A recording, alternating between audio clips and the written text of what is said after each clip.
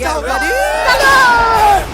a king, but I bow to my saint. They call me a bad man, that's a fucking good thing. Mama said swing back when another man swings, so I make my mama proud and they make the heads ring. भाई इन कंगलुओं को India को धमकी देते हुए शर्म भी नहीं आती, जिस इंडिया की वजह से बंदे आज अलग मुल्क बनाए बैठे हैं, आज उसी इंडिया को बंदे धमकी देते फिर रहे हैं, जबकि यही कंगलू बॉर्डर पर एक ड्रोन तो छोड़ो, ड्रोन कैमरा देखने मात्र पर ही भैया मेरा मुंह से निकल के क्या बताऊं। गाली तो मुंह से निकलती है, गाली तो मुंह से निकलती है। बस हवा निकल गई।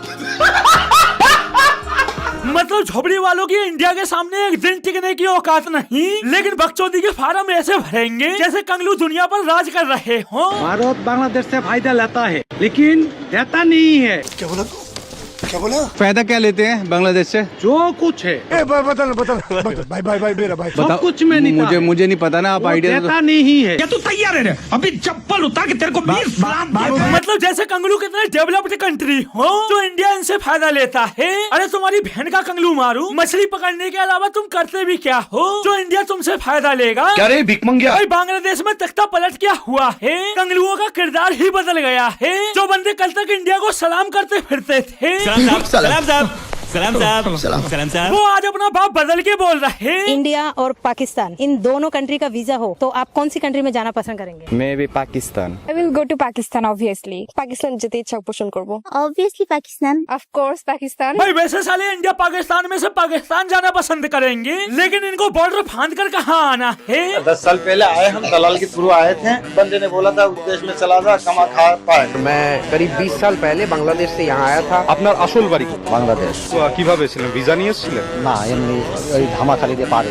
तो उधर क्या बोल रहा था? इंडिया और पाकिस्तान, तो आप कौन सी कंट्री में जाना पसंद करेंगे? पाकिस्तान में जाना। मेरे गाँव में आना ने आग लगा दूंगा, तुमको नहीं मैं खिल्ला ठोक दूंगा पैडे में टायर में ठीक।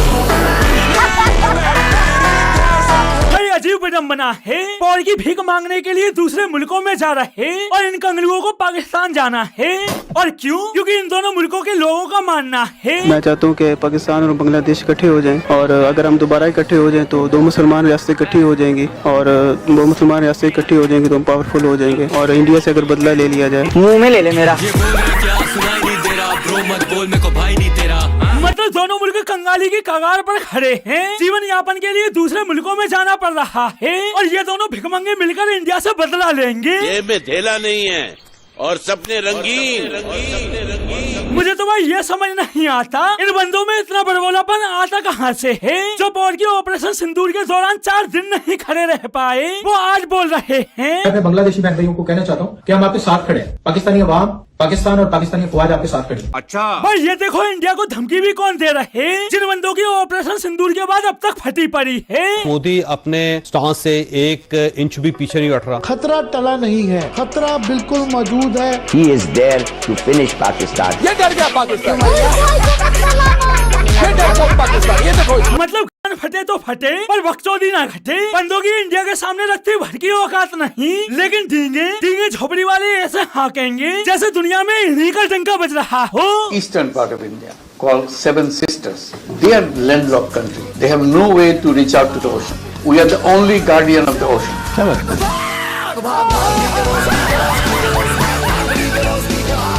मतलब कंगलू बॉर्डर से लेकर समुद्र तक पहले जा रहे हैं और ये समुद्र के रखवाले हैं। अबे साले। भाई यही कारण है कंगलू जहाँ भी दिख जाएं। Are you from super power Bangladesh? Super power Bangladesh? You are from super power Bangladesh? See Bangladesh. Super power Bangladesh. €1 देगा। I'm from world's strongest country India. चलो अभी भी वक्त है, हाथ पैर जोड़ लो मेरे आगे, हाथ पैर जोड़ लो, नहीं तो इतनी बेइज्जती करूंगा तुम लोगों की। अब भाई वैसे तो कंगलू इंडिया का कुछ कर नहीं सकते, तो नहीं क्या नौटंकी निकाल कर लाए हैं। बांग्लादेश क्रिकेट बोर्ड ने अपनी टीम वर्ल्ड कप के लिए भारत ना भेजने का ऐलान कर दिया है। जैसे ही ये खबर पौड़ियों को पता चली, पौड़की खुश, कंगलुओं के प्रति भाईचारा जाग गया। I love you Bangladesh, I love you Bangladeshi. Bangladesh Pakistan का हिस्सा रहा है। बांग्लादेश में जो रहने वाले भाई हैं वो हमारे भाई हैं। हम आपस में भाई हैं, कलमा गो है, एक दूसरे के लिए जिए के मरेंगे। झोपड़ी वालों जीने का तो पता नहीं, लेकिन इंडिया से पंगा पंगा लेकर तुम्हारा मरना तय है। बाकी तुम दोनों मिलकर कितना भी जोर लगा लो, होना वही है जो इंडिया चाहेगा। अगर मगर छोड़ दे, मैं आपको बता दूं बांग्लादेश भारत नहीं जा रहा। वो आईसीसी का जो भी फैसला वो हो जाए, मगर बांग्लादेश भारत नहीं जा रहा, ये मैं आपको बता। फिर तो प्रॉब्लम है, आप भी ठीक करके देता हूँ। A few moments later. ICC ने बांग्लादेश को ये बता दिया है कि मैच खेलने हैं तो भारत में खेलने पड़ेंगे, नहीं तो आपको अपने पॉइंट्स खोने पड़ेंगे, यानी आप वर्ल्ड कप से आउट है। वो असल बीमारी पेश है। आईसीसी का सरबराह क्या हुई? वो नरेंद्र मोदी है। मतलब कंगलुओं की टीम से टीम नहीं, हल्ला झोपड़ी वालों ने ऐसा मचाया हुआ है जैसे यही इंडिया से वर्ल्ड कप जीत के ले जा रहे हो, जबकि सालों को सिर्फ हारने के लिए इंडिया आना है। लेकिन बकचोदी তৈরি হয়েছে বাংলাদেশের ক্রিকেটারদের জন্য, সেটা তারা রিয়ালাইজ করতে সক্ষম হয় নাই এবং আমার কাছে মনে হয়েছে এটা নিরাপত্তা ইস্যু শুধু না, এটা জাতীয় অবমাননা ইস্যু। क्या डायलॉग मारा है, हम वर्ल्ड कप तो खेलना चाहते हैं पर हमारे देश की इज्जत को दांव पर लगाकर नहीं।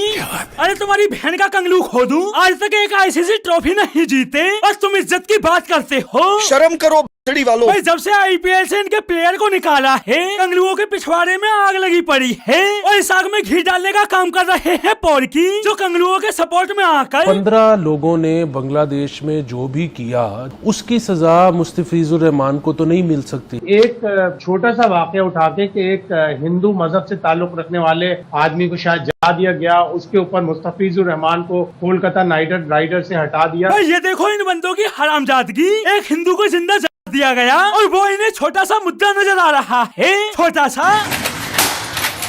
और उधर कंगलुओं के पीएम ने तो इसे फेक ही करार दे दिया। One of the speciality of India right now is fake news, a barrage of fake news. माँ खराब हो जाएगा, मैं माँ अम्मा बहन पे आ जाऊंगा, मैं इनकी अम्मा बहन पे आ जाऊंगा। आप खुद सोचो, जो बंदा खुले में सच्ची घटनाओं को भी फेक बता रहा है, वो अपने मुल्क में हिंदुओं की क्या हालत करता होगा। तभी तो आज बांग्लादेशी हिंदू यहाँ पर जिंदगी कैसा है, अच्छा है, क्या है?